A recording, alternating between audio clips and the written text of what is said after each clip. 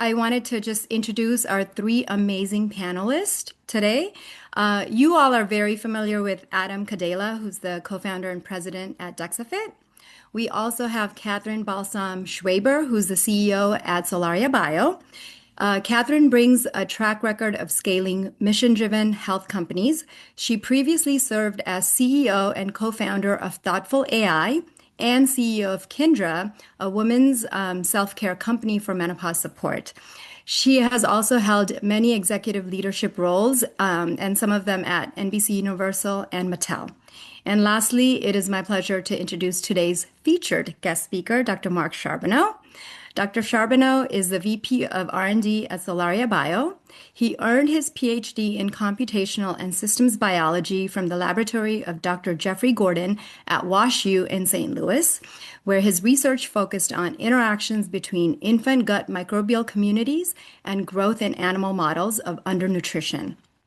Dr. Charbonneau also brings more than a decade of expertise spanning microbiome research, bioinformatics, and live biotherapeutic development. He is deeply passionate about advancing biotechnology solutions that harness the power of the microbiome to improve human health and nutrition, and that passion is exactly what brought him to Sōlaria Biō, which is a consumer health brand at the forefront of scientific innovation in patient health. We are so glad to have all of you here with us today, so welcome.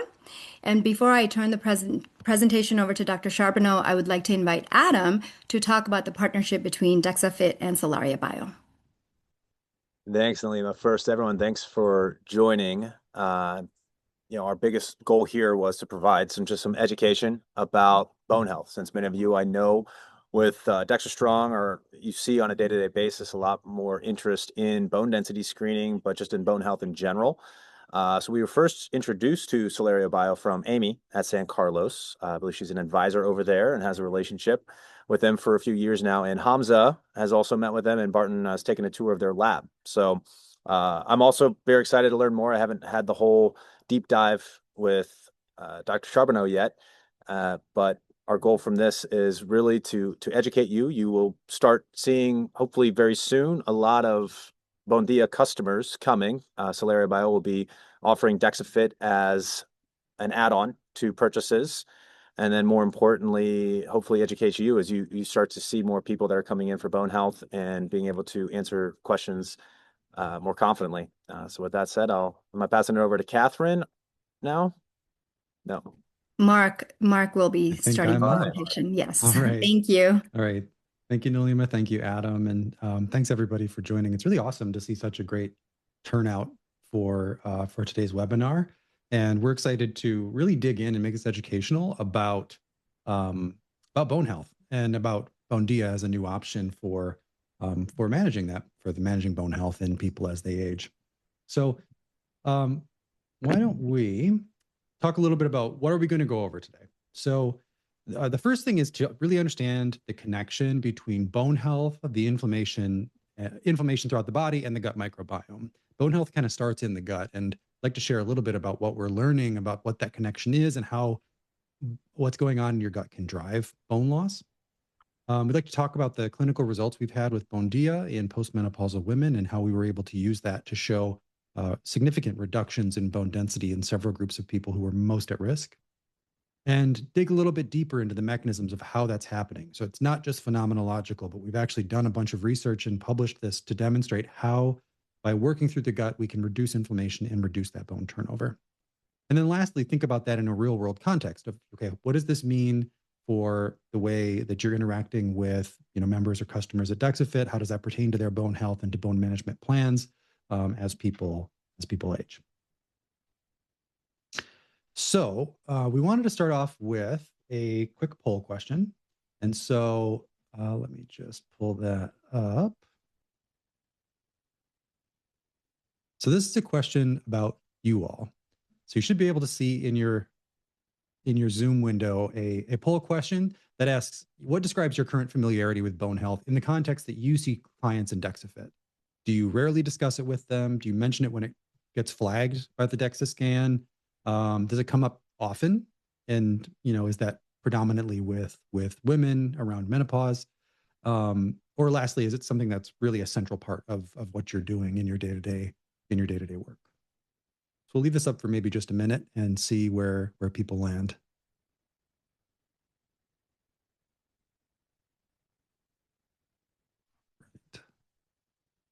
So we've got 18 responses. That's probably a pretty good, sample. All right, so let's take a look at this. So this is great, actually. So it looks like for most of the folks in the audience, and maybe it's self-selecting, but it seems like for most of you, this bone health is a topic that comes up a lot, which makes sense because I think the DEXA scan might be the first interaction that a lot of folks are having with thinking about their bones. Typically the way we talk about bone health is often people aren't thinking about it until you're elderly and thinking about osteoporosis. So it's really cool that as part of DexaFit, people are getting an early read on that and getting information about their bone health and how it really seems to be a central part of the work that you're doing in your businesses. So let's set the stage. We'd like to talk a little bit about how bone health progresses through life and really where we see a major treatment gap, really even a monitoring gap in the way that we manage bone health as people age currently in the United States. The upshot of it is that we see bone loss as an invisible health crisis, and that the current solutions we have don't adequately address bone loss as people age, but it's especially a major problem for women as they go through menopause. The U.S. Preventative Task Force currently recommends DEXA screening for bone mass starting at age 65 for women. There's actually no recommendations for men. And that's because those recommendations are optimized around diagnosing osteoporosis. But what we know from looking at population studies is that by the time you get to age 65, which is this bar in the middle, 80% of women, this plot is all women, 80% of women already either have osteoporosis or low bone mass, aka osteopenia. So our view is that this DEXA screening is really happening for the greater population 10 to 15 years too late. And we're missing this critical window to intervene and to take lifestyle and dietary interventions that can help to preserve that bone as people go through their lives. And we know that the current solutions that we have, we think about things like adequate calcium, vitamin D, weight-bearing exercise. Those things are all helpful. They're all good. But the incidence of major osteoporotic fractures really haven't changed in about 40 years. And so we need new ways of thinking about this, more proactive management and new solutions for managing bone health as people age. And alarmingly, nearly half of women over the age of 50 will experience a fracture at some point in their lifetime. And these fractures are not just broken bones. It's not really just that they break bones and then they get a cast and they're fine 6 weeks later. In reality, fractures, major osteoporotic fractures, for women over the age of 55 account for more hospitalizations than breast cancer, heart attack, or stroke. So it's a really huge problem. And these fractures, like I said, they're not just broken bones. They really rob women of their independence. Only about half, 40 to 60% of women who have one of these major osteoporotic fractures, like a hip fracture, will recover their full mobility at some point after that fracture. And alarmingly, the mortality rates, and here we're looking at all-cause mortality, associated with hip fractures are staggering. 22% of patients who experience a hip fracture will die within the first year after they have it. So it really isn't just a case of breaking a bone. It has tremendous impacts on quality of life and ultimately on survival for a lot of individuals. Just to get a bit of terminology out of the way, this is something that everyone on this call may already be familiar with, but just to to talk about a little terminology, osteoporosis versus osteopenia. We're used to talking about osteoporosis, which really describes a state where you have very low bone mass and your bones are very susceptible to fracture as a function of things that ordinarily in a healthy person wouldn't break your bone, like if you fell over from a standing height. Osteopenia, on the other hand, is the state of low bone mass. So it's an intermediate condition where your bone mass is lower than if you had, than if you were normal, but not quite as low as osteoporosis. And these are just sort of cutoffs that physicians use to categorize people into different states of bone loss. But what's, I think, important is that we often think about bone health in a yes or no kind of lens. We think about, do I have osteoporosis? If I have osteoporosis, I have a problem. If I don't have osteoporosis, I'm good to go. we know that's not the case, even though that's how maybe people are thinking about it, and that's how the screening recommendations are defined. We know that people who have osteopenia, meaning this low bone mass that doesn't yet reach the threshold of osteoporosis, have almost as high a lifetime risk of fracture as people who have osteoporosis currently. And we also know, because osteopenia is so prevalent, there are so many people with osteopenia, that these individuals actually represent more fractures every year than people who have osteoporosis, or that severity of bone loss. So really, this kind of feeds into our thinking of, not only should we be thinking about osteoporosis, we should be thinking about osteopenia. When can we intervene early, and how can we try to mitigate that risk for individuals? And the last note of background here about bone is that it's really not just about bone density. What really matters at the end of the day is bone strength, the ability of the bone to withstand the day-to-day forces that we put on it as we're living our lives, and having it be able to resist breaking. And so we think about bone density, but we should also be thinking about bone quality, which is how it's held together, how it's structured, and how it sort of fits in with the collagen crosslinks in the bone to help maintain that structure. I like to think about it.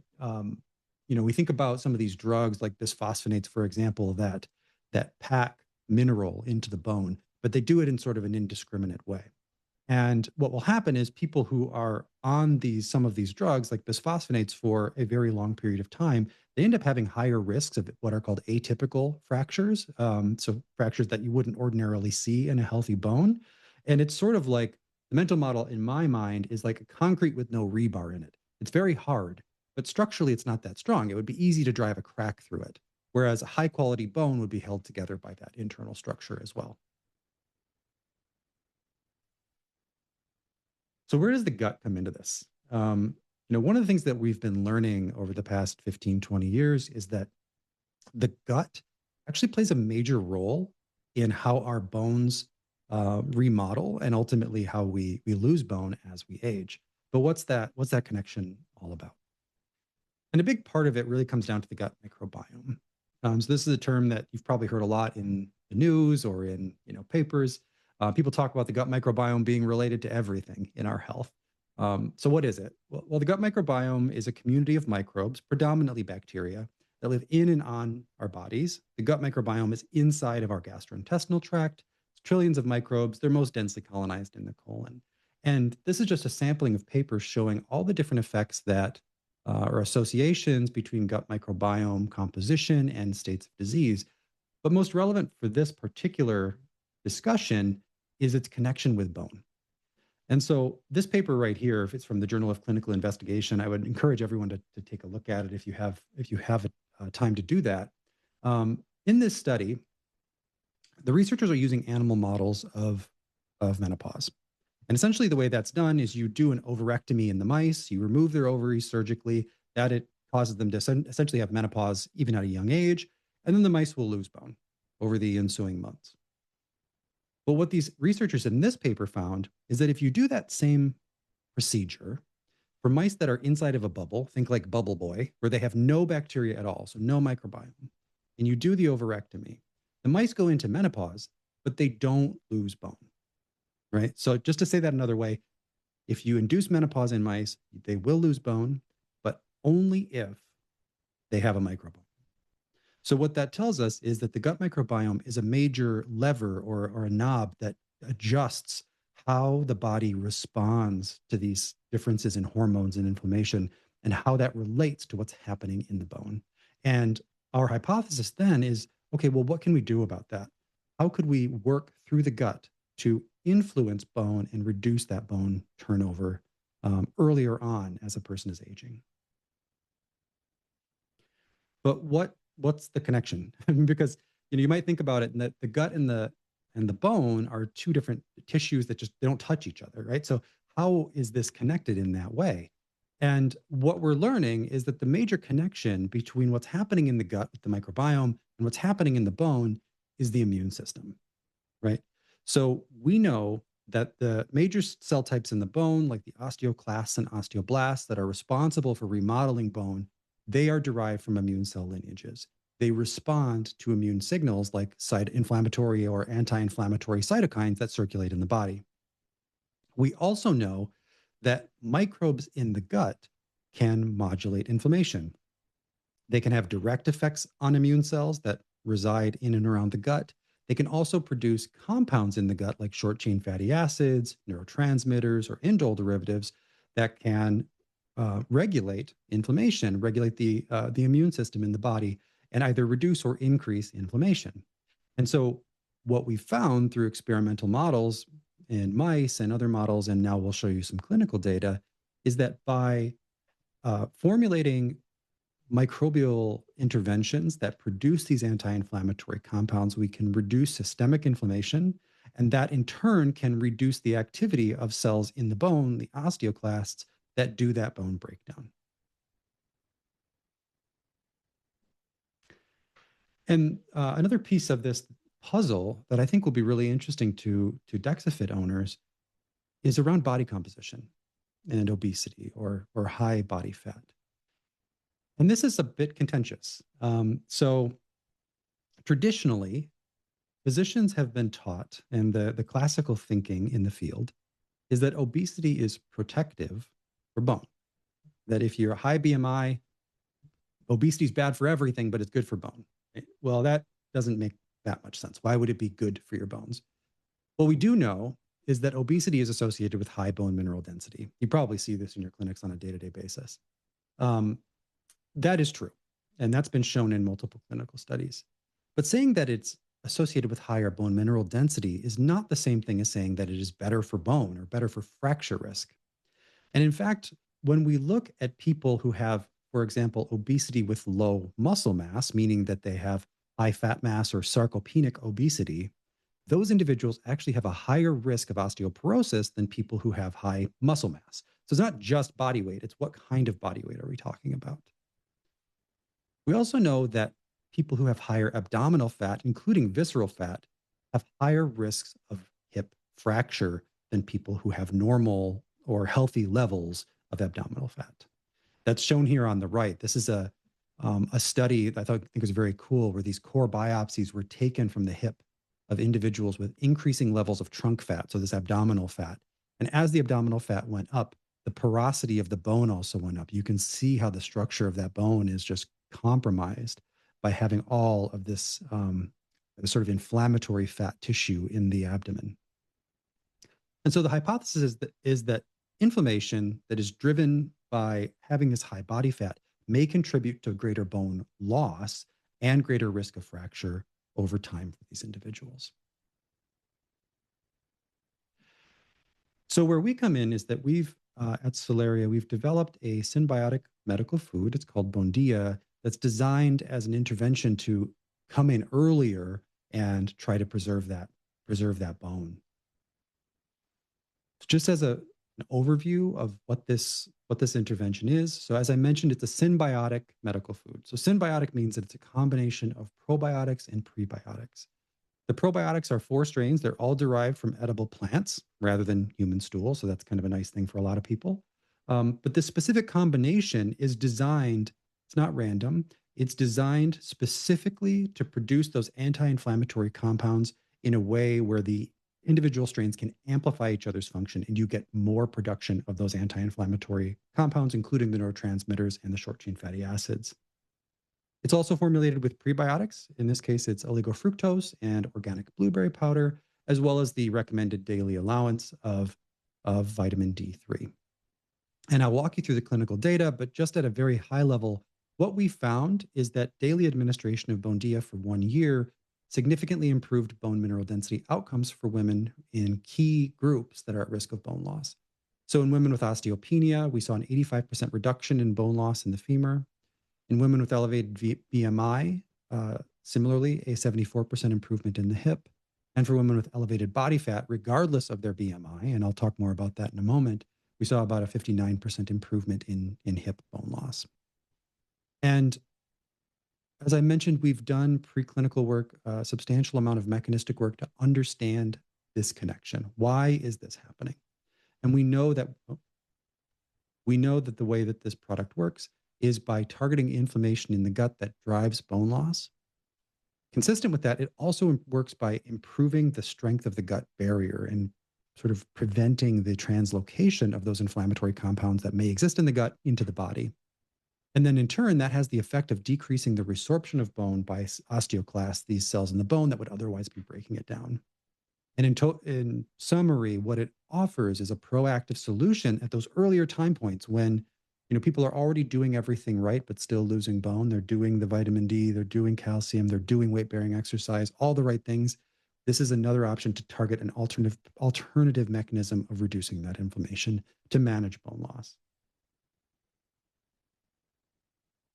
So this is an overview of the clinical study that we did. This was a double-blind, randomized, placebo-controlled trial. It's very important, controlling for the placebo effects that can happen even with something like bone. We enrolled 286 women that were between 1 and 6 years of their last period, so early post-menopause.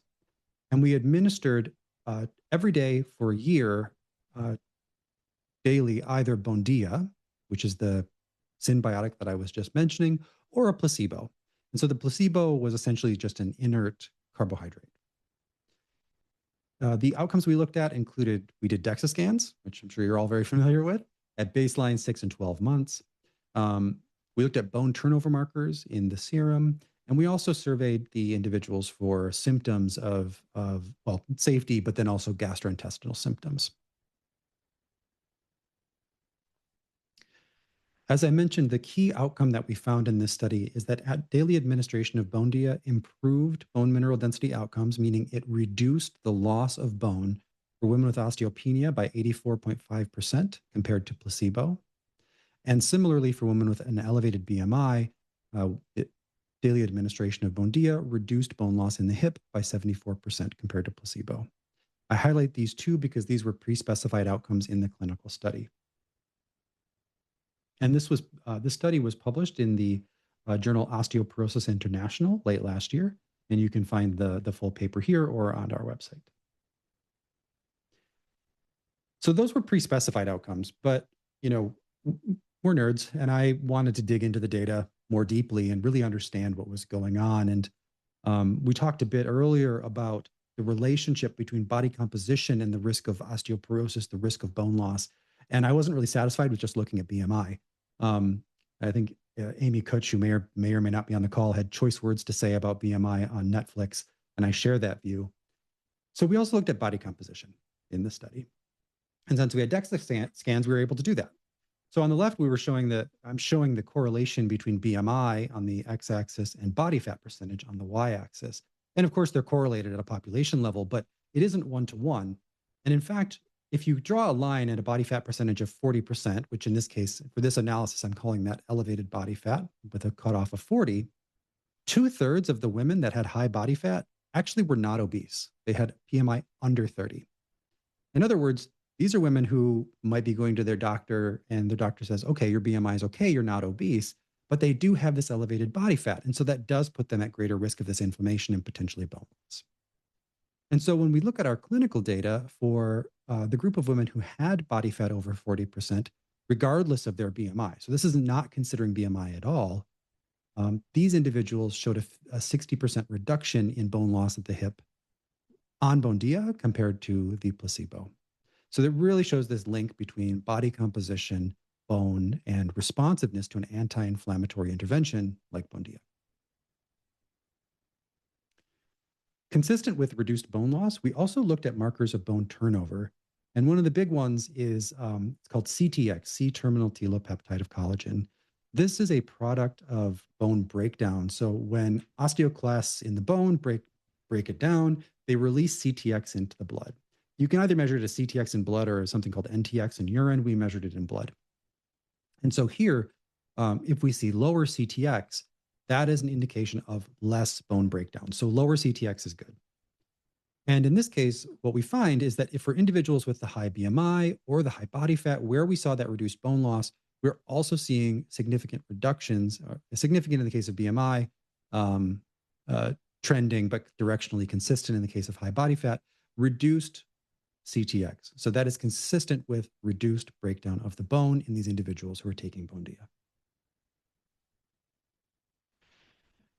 Lastly, safety is very important. We're talking about this as a proactive strategy for maintaining bone, And we want this to be safe. We want it to be something that people can feel comfortable taking and is well tolerated for them.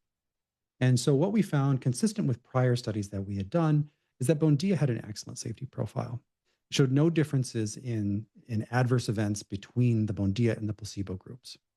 But something that was sort of maybe unexpected, but really makes sense when we think about the way the product works, is that we found that participants in the study who took Bōndia actually reported significantly fewer gut symptoms than people who were on the placebo.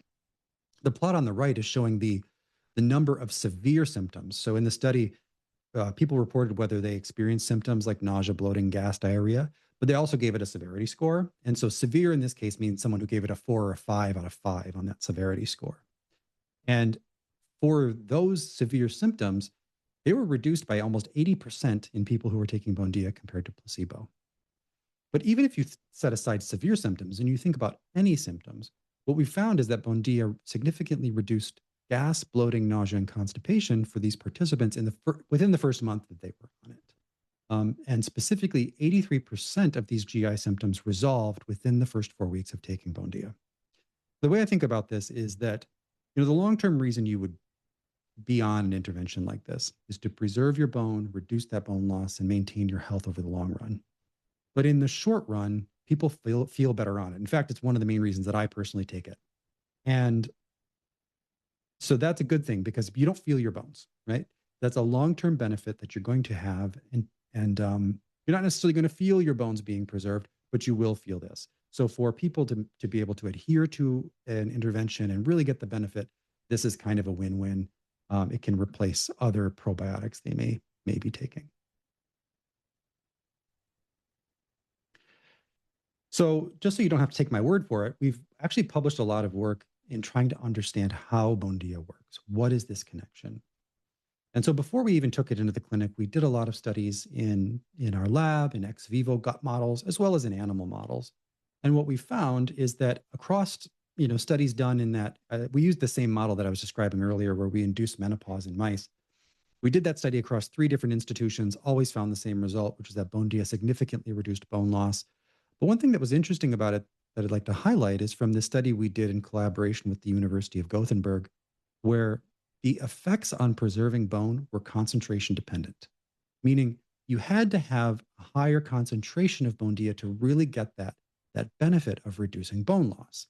And that is why our product is formulated with a high concentration of CFUs. So it's not directly comparable to a probiotic that you would get at a CVS or a Walgreens because it has 10 to 100 times as many probiotic cells in it per daily administration than those products do, in addition to having unique strains, and that is critical for its effectiveness.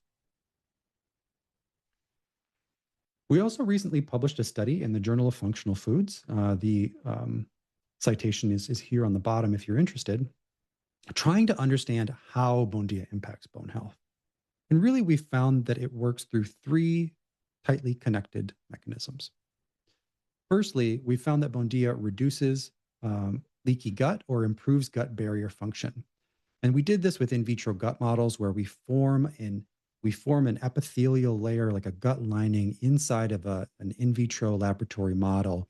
And then we can administer Bōndia. And when we do that, what we find is that it increases the electrical resistance across that barrier, which is a measurement of the integrity of that barrier, meaning that the barrier in the gut is tighter and you're going to have less translocation of those pro-inflammatory molecules that fill the gut into circulation in the body, and that will reduce inflammation. Separate from that, we also found that Bōndia and the products that it produces can directly reduce the production of inflammatory cytokines, these inflammatory signals, by immune cells. So this was actually a very cool experiment where we took immune cells from postmenopausal women. So women actually donated their blood. We isolated these cells out, and then we treat the cells with endotoxin or LPS. It's a bacterial product that causes all kinds of inflammation, and that's what you see. So when MOI 0 basically means untreated, no Bōndia, you can see all of this production of these inflammatory cytokines like IL-8 and IL-6. But as we increase the concentration of Bōndia, indicated here by MOI1, where it's a 1-to-1 between Bōndia and the cells, and 10, where it's 10 times as much Bōndia as human cells, significantly reduced the production of those pro-inflammatory cytokines. So not only is it improving the function of the gut barrier, it's also directly reducing the production of these inflammatory products by the immune cells in the gut. And then lastly, oh, my plot didn't show up. That's okay. We did an experiment that showed that Bōndia can not only reduce inflammation, but it also reduces the activity of osteoclast cells. These are the cells in the bone that break down bone as part of remodeling. And this model system is fairly complicated, but it's essentially an extension of the data I was just talking about before, where instead of just treating the immune cells, we then take the products of that and put it into a model system where we have osteoclasts that are derived from human donors, in this case from postmenopausal women. We put those cells onto bone chips and look at their ability to actually break down bone. And they do over the course of a few weeks. But what we found is that by pre-treating those cells with Bōndia, it significantly reduced the activity of those osteoclasts. It reduced their bone breakdown. And so not only is it reducing this inflammation, improving the gut barrier function, but it's ultimately reducing bone breakdown. And so the whole piece, all of those pieces fit together to tell us how Bōndia is working through the gut to reduce breakdown of bone throughout the body. So how does this apply to, how do we use this information in thinking about clients of DexaFit or for individuals who are interested in their bone health? Well, what we showed is that Bōndia had strong effects in individuals who are osteopenic, those with high BMI, or those with high body fat. And if we just consider the first two, which were the pre-specified outcomes from our study, that represents around 70% of the women over the age of 50, about 45 million women in the US. But as DexaFit owners, I'm sure the first thing you'll say is, yeah, but if you consider people who have high body fat, it's an even bigger slice of the pie. And that is true. And our belief is that Bōndia can deliver really clinically meaningful cumulative protection. Our study was done over 1 year, and we found that the reduction of bone loss was around 80%, depending on which metric you looked at. What that means then is if you think about administration of a product like this over 5 years, it will be the equivalent of stopping approximately 4 years worth of bone loss. And so the longer an individual is maintaining the bone that they have, the better off they are because they're starting from a higher point of keeping that bone. So, when we're thinking about this in the context of doing DEXA scans and talking to people about the results that they're getting, I think it helps us think about them through a new lens, not only body composition in terms of lean mass and fat mass, but also what's happening with their bones. So how does the stage of life for people in peri and post-menopause, people with osteopenia, how could they benefit? Individuals with high BMI or high body fat, how might that be at risk for their bone loss, and what might we do to help them? People who have a normal DEXA even, but who's trending down, especially for peri and postmenopausal women who are experiencing the greatest period of bone loss in their life. This could be an opportunity to help intervene early and preserve that bone. We mentioned people with sarcopenic obesity, this high body fat but low lean mass, people who are not, they're not going to be called obese based on BMI, but they really do have this inflammatory tissue in their body. And related to that, people who have high visceral fat that can produce these pro-inflammatory cytokines that circulate in their body and can cause all kinds of problems, including but not limited to bone loss. I mentioned this already, but one of the key takeaways, at least from our study, is that around 2/3 of the women who had high body fat had BMIs under 30. So these would be overlooked if they just went into their PCP and were just looking at their BMI. And this is an advantage that DexaFit brings to give them that information. The ability to look at visceral fat, trunk fat, and really understand their risk of inflammation and bone loss. And then I think just, even zooming out from that, it's thinking about bone loss in general. Most people aren't going to be getting these scans until they're age 65. So providing that information to them early, identifying individuals who are on higher risk trajectories and being able to provide options and interventions for them is, really bringing value and helping to close that gap. Because as I mentioned, fracture rates have not changed in 40 years. Alrighty. So we have another poll question. Thank you for bearing with me so far. And all right. All right. You should see question number 2 now. This is a question about thinking about your current client base. Which of these groups do you see the most of? Right. So pick the one that best applies. Women who are peri or postmenopausal, women or men with elevated body fat or high visceral fat, clients with osteopenia flagged on a prior scan, clients with normal scans, but they're asking about their bone health, or all of the above. And we'll give it just a minute for people to respond.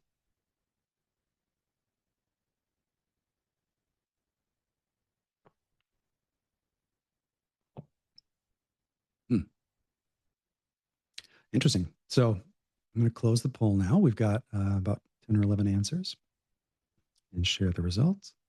Okay, hopefully you can see that now. So overwhelmingly, the answer was people see a mix. And so, I mean, I think that that's important, right? So you're not seeing one kind of person, but I think similarly, the needs of people, the results from their DEXA scans, what they may need, but the benefit they would have from anti-inflammatory strategies to preserve bone, it's going to apply to a lot of different groups of people and the kinds of groups that you're seeing in your practices or in your DexaFit locations.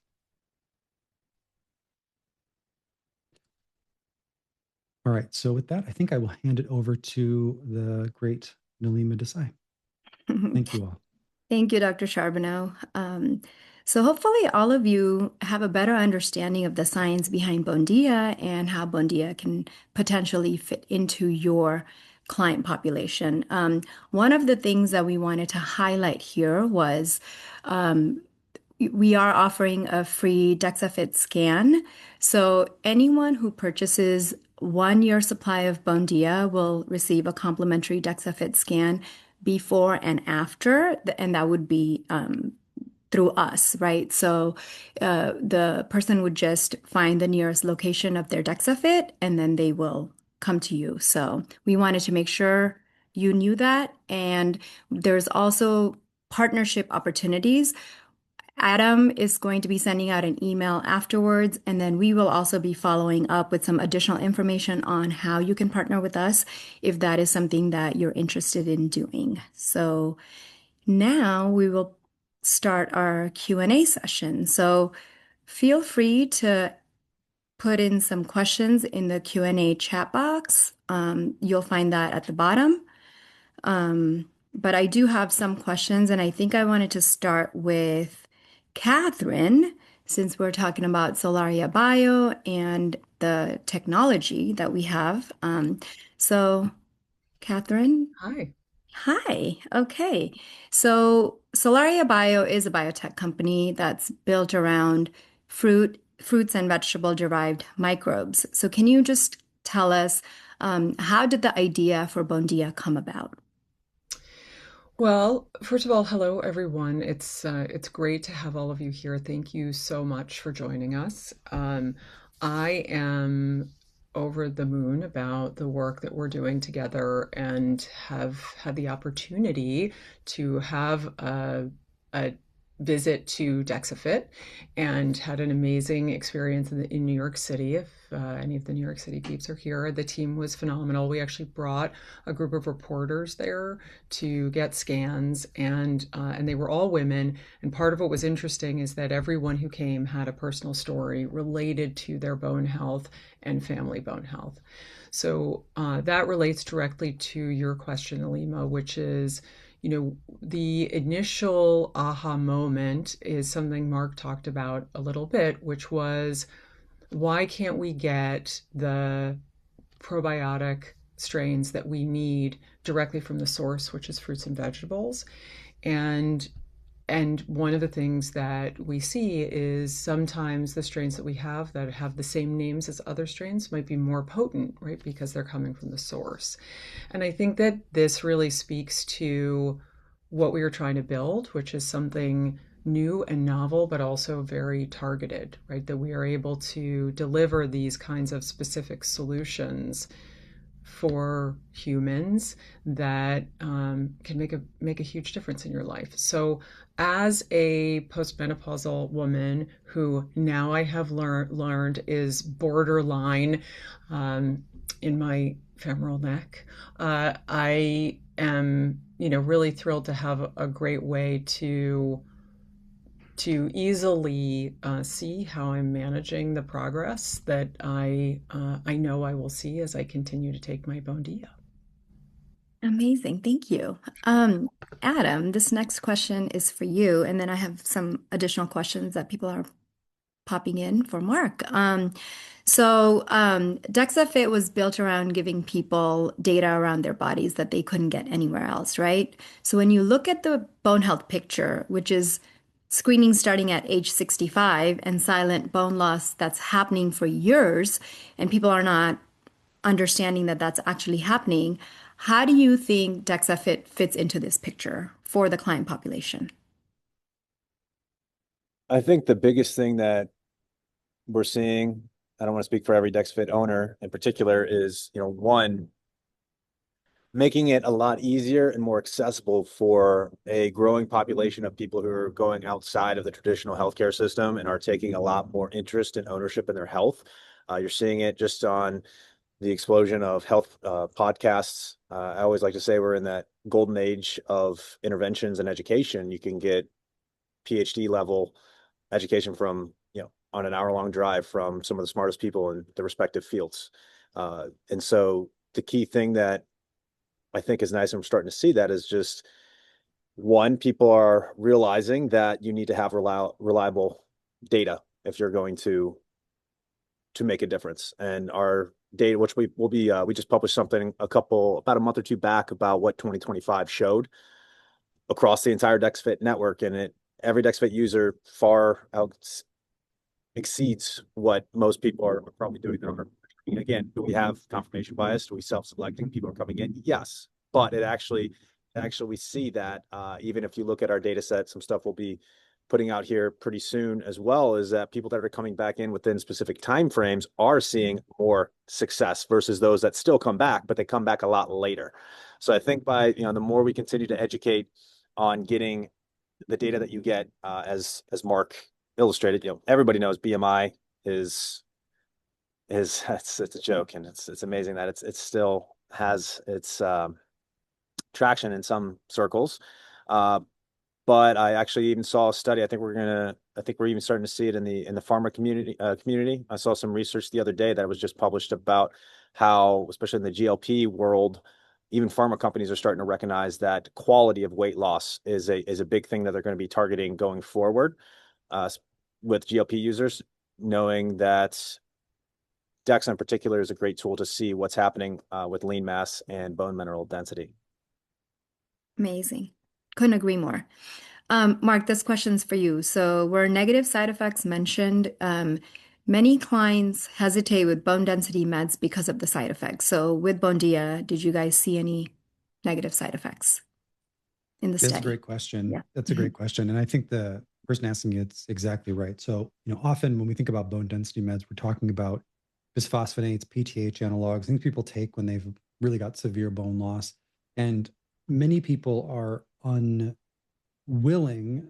or unable to take them because of those side effects. Some of the big ones being osteonecrosis of the jaw, atypical femur fractures, things like that.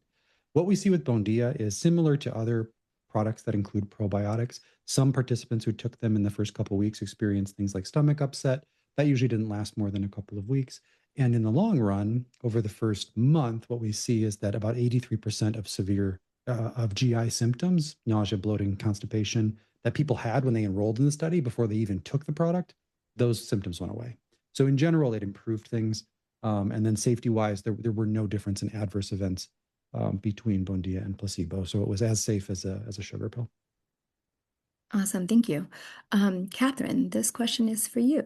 So for the 1 year Bōndia special, are the before and after DEXA's total body scans or hip spine scans? Well, I think that our customers are probably going to ask. We are going to cover either one. So whether they want full body or site specific, we will cover either one as part of the offer. Awesome. Mark, so the gut bone axis is not something most people have heard of, right? So you did an amazing job talking about what that is and why it's meaningful. How do you explain the relationship between the two, and how does the gut affect what happens in the femur, for example? Could just kind of summarizing that again. Yes, at a high level, really the connection is the immune system, right? So we know that the biggest group of insults and microbial signals that our body experiences happens in the gut because there are trillions of microbes that live there. Our bodies are constantly at battle with them, but then they also do some good things, right? Because you have microbes that produce vitamins and they help produce anti-inflammatory compounds. And so what can happen is that the gut microbiome can educate the immune system in either a good or a bad way, meaning it can help regulate a stable homeostasis or it can lead to inflammation. And as we age, we have greater and greater amounts of inflammation throughout our body. There are a variety of reasons for that. One of them is hormonal changes that happen, for example, during menopause, but all people, including men, we have greater inflammation as we age. And gut microbes can play a good or a bad role in that, in either making it worse or better. And so, as inflammation increases, and that can be driven by microbes, cells in the bone, including in the femur, will respond to that and will increase their activity by responding to those pro inflammatory signals and breaking down more bone. And what we're looking to do is bring that back into balance, not stop osteoclasts. You want there to be remodeling happen, a simultaneous breakdown and buildup to keep that bone strong, but also not excessive breakdown. Awesome. And just one additional question for you. Um, So Bōndia is a medical food. We know it's not a supplement or a drug, right? So one, can you explain what a medical food is? And then for DexaFit owners that are explaining this to their clients, a lot of the times I know we get this question asked like, oh, is this like any probiotic that I can get at a CVS? How would you explain how Bōndia is working, what a medical food is, and why it's different than something that you can get off of a drugstore shelf? Yeah, absolutely. So medical foods are a category that people may or may not be familiar with. You've certainly encountered them. If you think about things like Lucerna or Ensure, those are medical foods. They are neither drugs nor supplements. They live in a space in between where medical foods are formulated for dietary management of specific conditions, and they require clinical data demonstrating their efficacy. And so in the case of Bōndia, we've demonstrated clinically its ability to reduce bone loss in those groups of individuals that I talked about during the slideshow. When we think about how it compares, meaning Bōndia, how it compares to probiotic products you might find off the shelf, at least for most of them, there are a few key differences. The first is that, often I think in public discourse, we talk about probiotics as though it's one thing. And that really isn't the case because there are many different species or strains of probiotics that can be used in different products. And the different strains can have different effects, can have different benefits, and different strains have different levels of evidence and clinical study showing their benefits in people. So the composition that's in Bōndia is unique to Bōndia. We isolated them here at Sōlaria Biō from edible plants and formulated them to have that anti-inflammatory effect. They are not found in any other product. In addition, they're formulated at a much higher concentration than many other probiotic products, which is important for the benefits that we see and that we showed in our mouse data. The last note that I'll say about other probiotic products is that with the formulation of Bōndia, we were very intentional about finding this combination of 4 strains that work together to have a synergistic effect on anti-inflammation. The 4 strains, they help each other and they amplify each other's function. What we know from just studying probiotics in general is that most of the time, on average, if you combined 2 microbes together, there's a greater likelihood that they're going to actually work against each other and inhibit one another than help one another. And so some of the products that I won't name any specific ones that take what I call the kitchen sink approach of just putting more strains, more strains, more strains, more isn't necessarily better because you can have strains that are counteracting one another. So it's very important that we pick strains that are formulated to work together and that we have the clinical data demonstrating the benefit. That's actually very important. So thank you for explaining that. Last question, and this would be for all three of you or anybody who wants to answer this question. So for our attendees, after leaving this webinar, if you wanted to tell them one thing that they could do differently with their client consultations starting tomorrow, what would you want that thing to be?